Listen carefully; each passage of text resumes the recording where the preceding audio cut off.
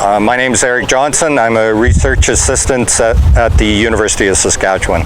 Some of the research that we've been looking at to manage herbicide-resistant weeds is we're looking at the concept of layering pre- and post-herbicides. So the idea behind it is we do know that one of the best ways to delay herbicide resistant is through tank mixing different modes of action. And we'd like to see at least 2 different modes in action, and if 3 or 4 is even better. But in terms of pulse crops, there's not that many different modes of action that you can apply post-emergence to pulses.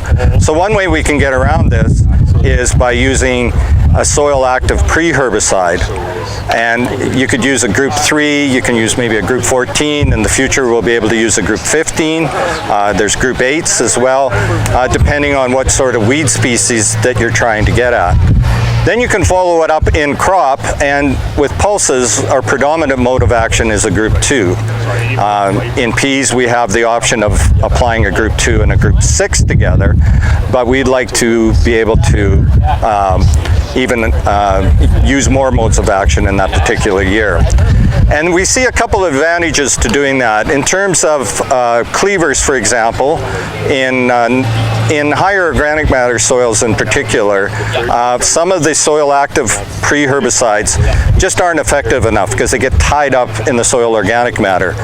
The post products, the group 2s and 6s together, can be quite variable depending on staging and how much group 2 resistant cleavers you get there. When we combine the 2 though, we find that instead of getting 40 to 50% control with each of the products by themselves, we're getting over 80% control with the 2 of them together.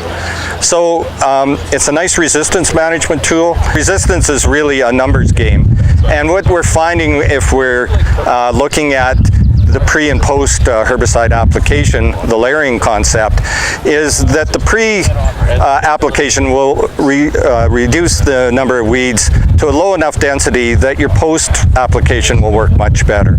And you've got that benefit of really early weed removal, and it really shows up in this demonstration plot here.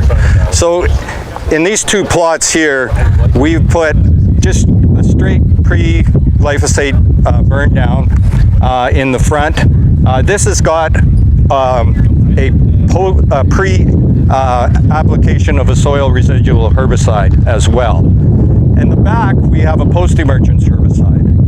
And so you can see that the pre-soil residual herbicide has really reduced the density of wild oats. It's also reduced the density of the volunteer canola in there.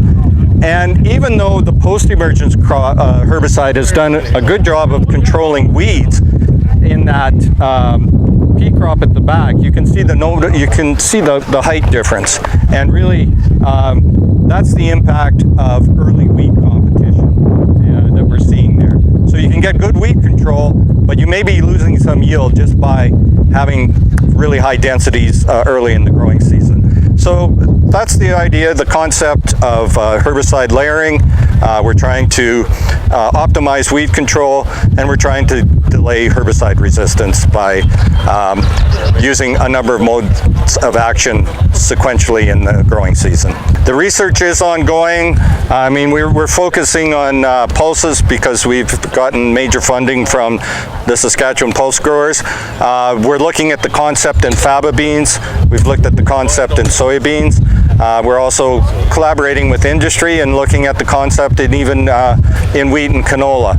We do see some advantages in terms of cleavers control in canola by applying a pre-herbicide prior to using a product like glyphosate or glufosinate, or even a Clearfield product in crop. Again, even though the products can be quite effective post-emergence, the combination of the 2 is not only providing benefits in terms of weed control, but actually yield benefits as well.